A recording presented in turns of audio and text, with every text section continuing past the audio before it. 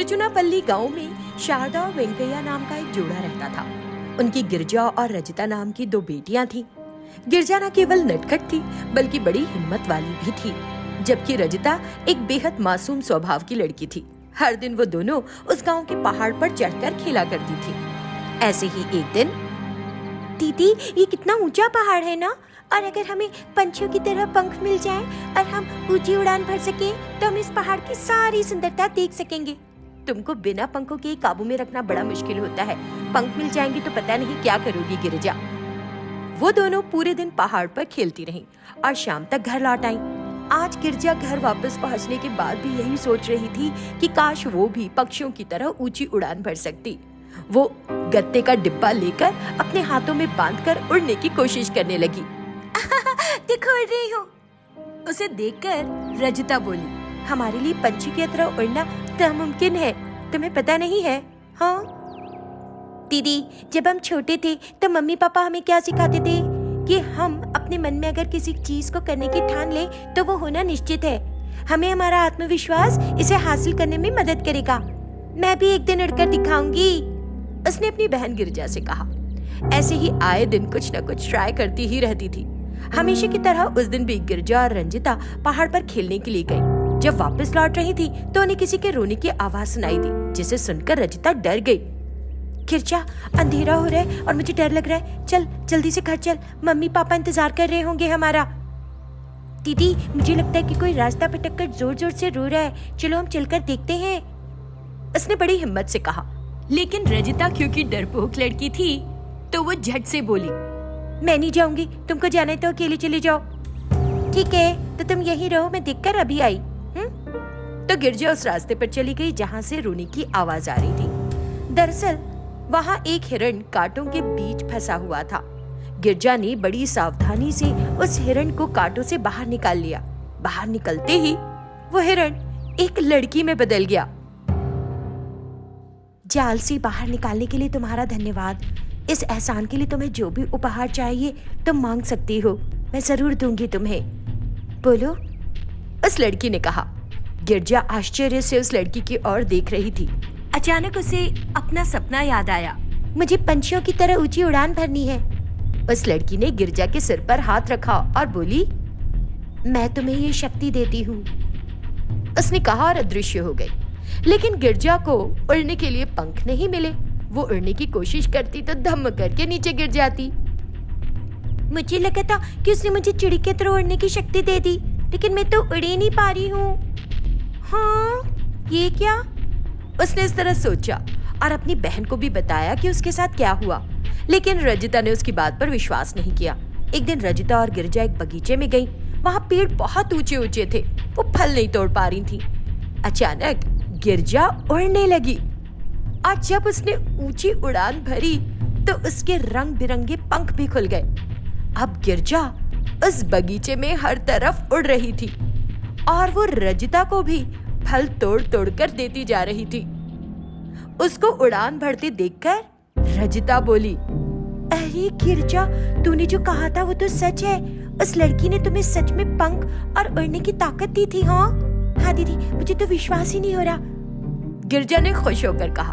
फिर उसने अपनी बहन को अपने पंखों पर बिठा लिया और ऊपर उड़ गई। हमेशा की तरह वो दोनों पहाड़ की चोटी पर खेलती थी। तभी उन्होंने एक दिन एक चील को अपनी चोंच में एक छोटे मनुष्य के बच्चे को पकड़कर उड़ते देखा। नीचे से उस बच्चे के माता पिता रो रहे थे और पुकार रहे थे। रजिता उन्हें देखकर बोली, गिरजा, इतने दिनों तक हमने तुम्हें मिली शक्ति का इस्तेमाल खेलने के लिए किया, लेकिन अब समय है, तुम्हें उस बच्चे की मदद करनी होगी, उसे वापस लाना होगा। उसने अपनी बहन से कहा और उसे वहां जाने के लिए कहा।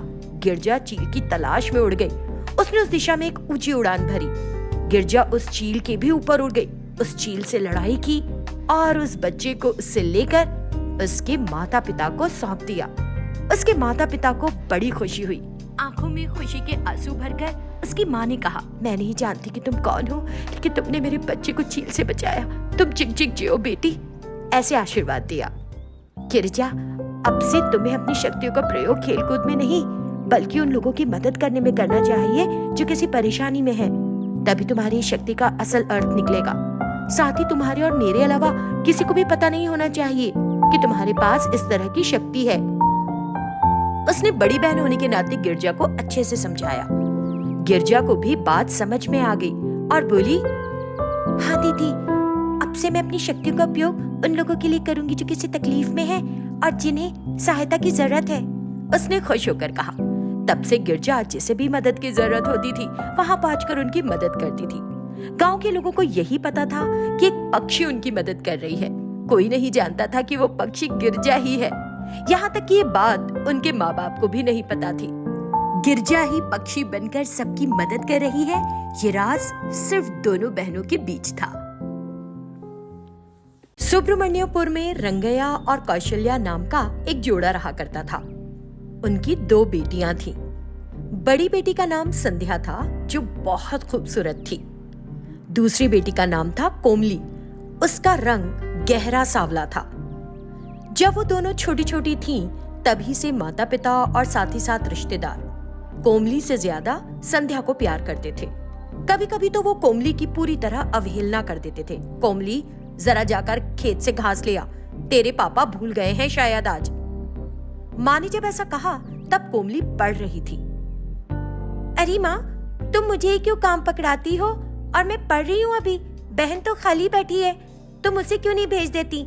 उसे भी कोई काम बताया करो, आज उसे ही भेजो। ये बात बगल में खड़ी संध्या ने सुन ली और वो बोली,